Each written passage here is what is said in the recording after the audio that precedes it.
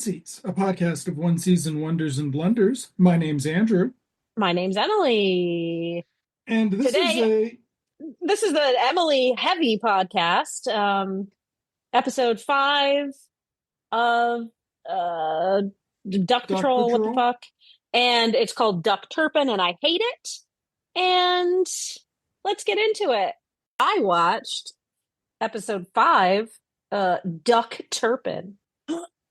We begin the episode with Prof and Hero patrolling on the river, and there is mention by Hero of the incident log or whatever. Occurrences log, Occurrence log, thank you. And what are we going to put on the occurrence log?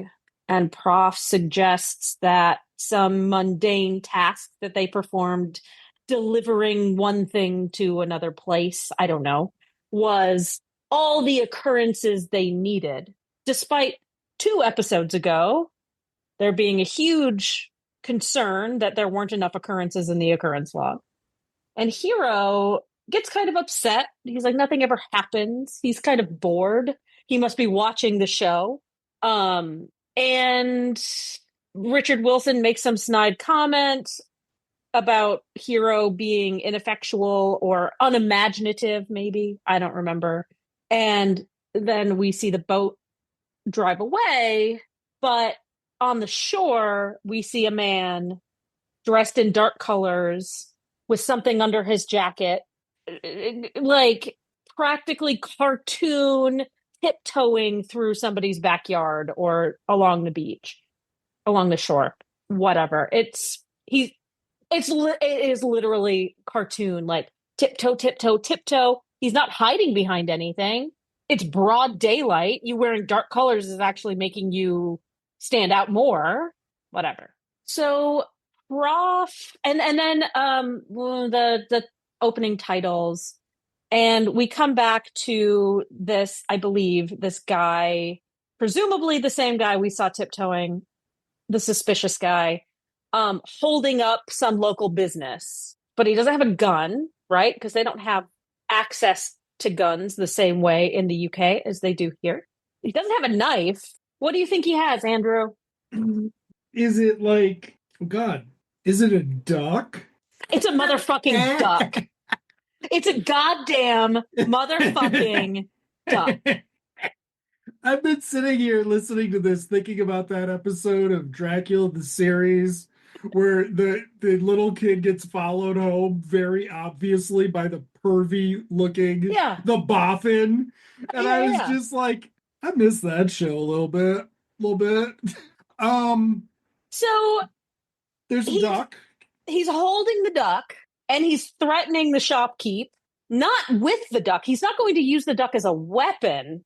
He's going to emotionally manipulate this person into giving him his money by threatening the duck's life. I mean, the British do not have ASPCA. They have something. Right? They have RSPCA. I'm just saying. I feel like the British, except the swans, all of King Charles's swans. But I don't know. I feel like the British are more likely to hurt animals. Well, anyway, it works. He gets the money. He goes away. Cut to the office. Marilyn and Taz,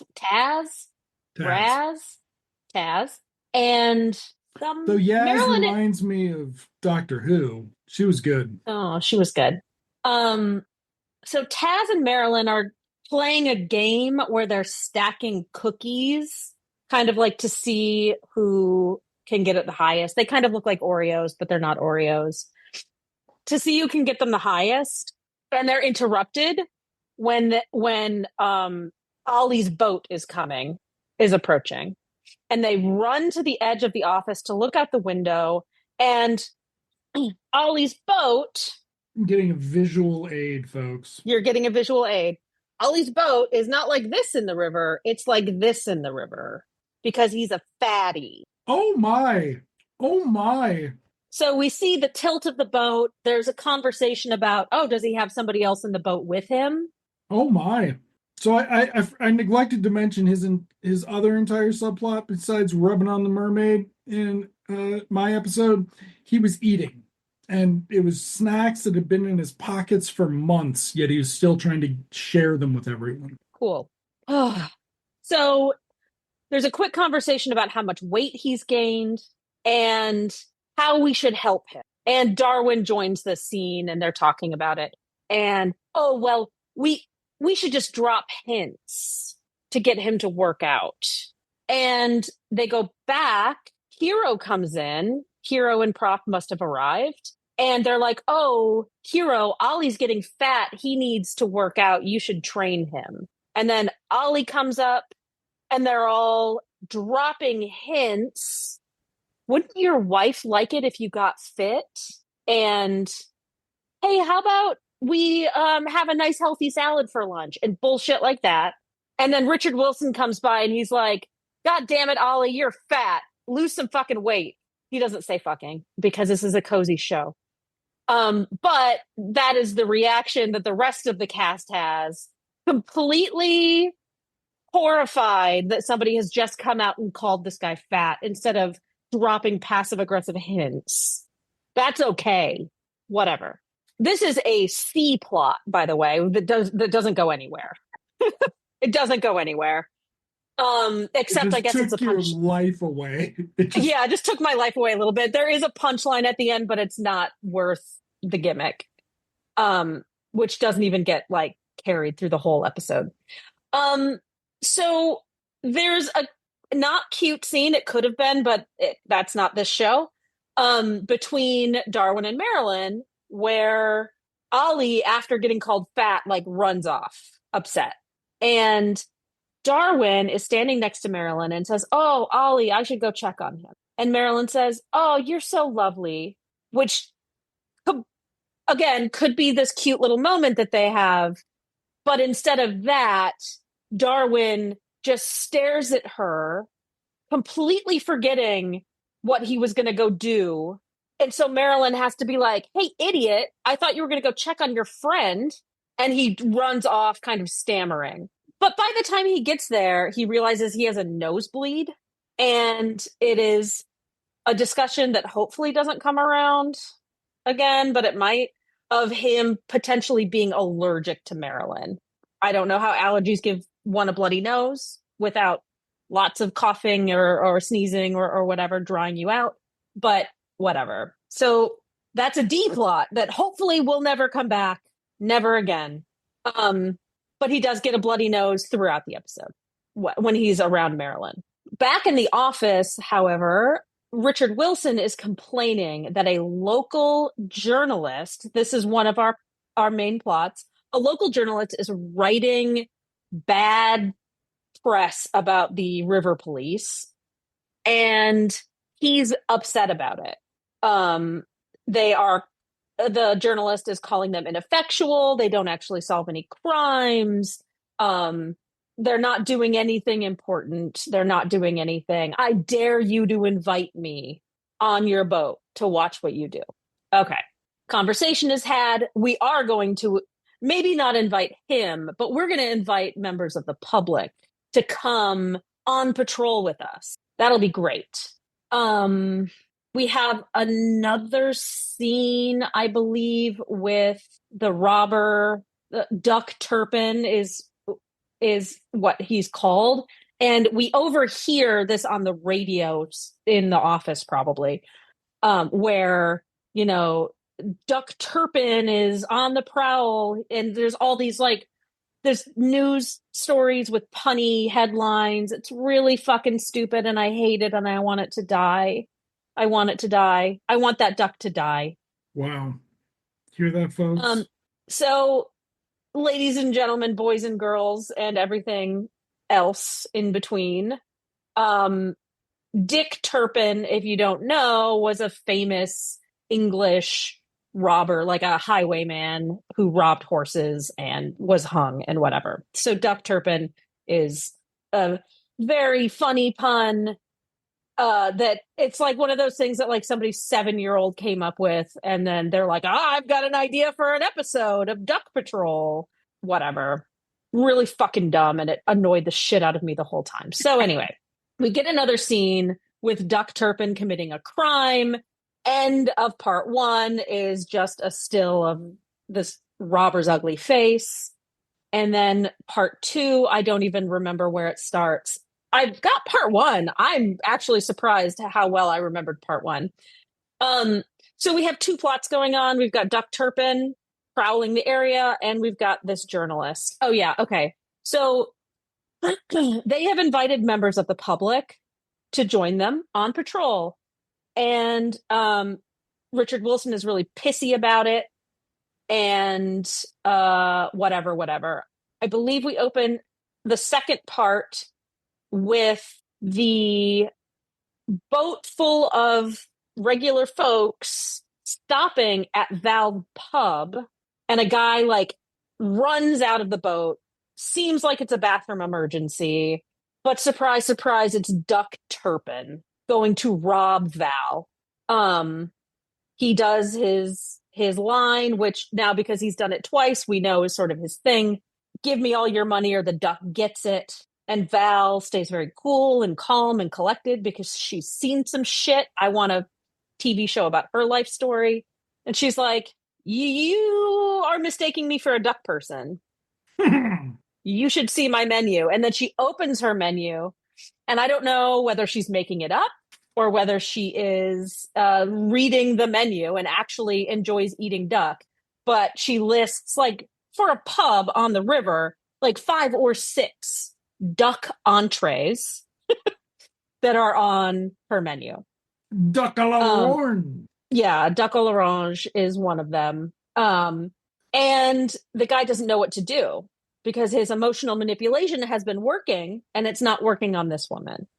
She's like, go ahead, do something to the duck. I'm not opening my till. And the guy just turns and runs. He is not masked. He doesn't have a hat on. He's not disguising recognizable features in any way, just wearing dark clothing. So he runs out. The duck, I don't know if he had taken the duck from the water or I don't remember how he got the duck. But he doesn't have it when he jumps in the boat with all these other people. And the guy sitting next to him is like, is everything okay? Like, what's going on? And he's like, oh, yeah, everything's fine. I just had a bathroom emergency. Exactly what I thought. And there's long conversations between the two of them. A lot of, again, miscommunication because we discovered that his friend on the boat, not friend, but his acquaintance who he's just met, is the journalist who's going undercover. So there's a lot of miscommunication, like, oh, I'm undercover. And he thinks he's a cop. And he's like, oh, I'm going to get caught. Whatever. So fucking stupid. One, that the criminal is on this boat doing this thing. And two, that this journalist is going undercover to write a story about this. Whatever. It doesn't matter. I don't care. They join up with the police. Oh, at some point, Taz like makes some T-shirts that say like Duck Patrol, Friends of Duck Patrol, or something stupid like to sell to the public who are joining them on this tour, just to make some extra scratch because why not? And that barely even matters. So those will be available in our shop. Yeah. Q1. I have to remember exactly what they say because it's not Friends of Duck Patrol. I don't remember, but I do like that. And they join up at the dock, at the office with the other boat. They all transfer into a police boat where Richard Wilson is kind of giving them a tour or narrating to them what they're doing while they're on patrol. And I forget who's driving. I think it's Hero. Yes, it's Hero. And they get a call. Val has just been Val there was attempted robbery at her place, and it was Duck Turpin, and get here as quickly as you can. She can identify him. So the criminal is like being really weird, and the journalist is asking him, why the fuck are you being so weird? And they speed away to Val. They drive under a bridge where a fisherman has somehow got caught in his fishing line, and um they just completely neglect him. And the journalist is like, somebody in need, and trying to call him out a lot. Um, and Richard Wilson is a very smart man. Prof is very smart. So we will find out later that he has already identified this man as the journalist, blowing his cover by being so damned pissy. Um, and then they get to Val's, and she's on the dock, and Richard Wilson runs up and gives her a big hug. And the Duck Turpin guy is trying to hide his face, and because also I didn't realize this happened. When the call was being radioed to Prof, it was on the loudspeaker, so everybody knew, one, where they were going, and two, that it was about the Duck Turpin guy. This high So stakes Val drama. is Yeah. So Val is like, I can identify him. He looks like this, and blah, blah, blah, blah, blah. And there's a conversation. And then we come to find out Richard Wilson has called another boat, which will be staffed by Marilyn and Darwin, to rescue the guy off the bridge. And they join the other boat at Val's. And David Tennant has a bloody nose still. And then Marilyn hops on Prof's boat. Darwin stays with Val just for a conversation. And they all start heading back to the office, presumably. Well, the guy thinks he's okay. The criminal thinks that he's okay. And something happens, and he's forced to stand up and turn toward Val. At which point, Val is having a conversation with Darwin about how she thought she was allergic to a boyfriend once, and the solution was to leave him. And that makes Darwin all upset, even though he doesn't have a girlfriend. She is not his girlfriend. They have no relationship except coworkers. Infuriating. Val recognizes the guy when he stands up, after he lets his guard down, and is like, Darwin, you have to call. So Darwin calls Richard, what's his name, and Prof. And as they are approaching the office, the Prof calls the ground police, whatever the regular police are called, and says, yes, it's the man with the hat. And we get a shot of the two men sitting next to each other. The one without the hat, the one with the hat is the journalist. And when they get to shore, the police arrest the journalist. And Prof says, that's Duck Turpin. And he's fighting. I'm this journalist guy, da da da da da.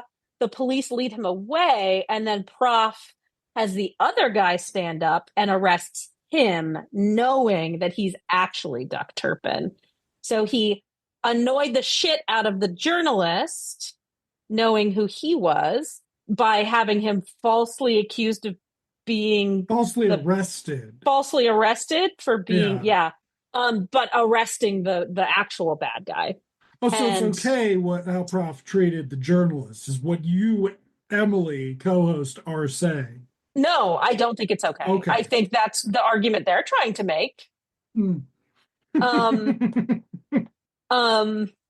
And like nothing. I mean, though that's resolved. What was the B plot? Well, that's the journalist. It's all resolved. Yeah. Okay. Never No, mind. Ollie. What's the punchline Ollie, with Ollie's weight? So at the end, they're all like standing around cheersing each other, and Ollie's like, "Oh, I think that's reason to celebrate with a steak or something." And at that point in the 90s, steak apparently was not healthy for you. And Richard Wilson's like, "Nice try." And I shut it off. I was like, I'm done. This is over. I'm done. So we don't know if there was a post-credit scene. No. I mean, there was a boat on the river, but I'm not watching any more than I have to. Okay. So that was episode 5. Yeah. Sure was. It's one way to do this. So we'll I be can't I back. can't find the IMDb page. I think shut it down. Did you delete it from IMDb? So we will be back at some point in the future, in the new year, In the new year, it looks like. to wrap this show up. Two more episodes, and I have a big announcement for the next season. Duck So, Patrol 2025. yeah, Duck Patrol 2025, starring Chris Pratt and uh who's a problematic old guy.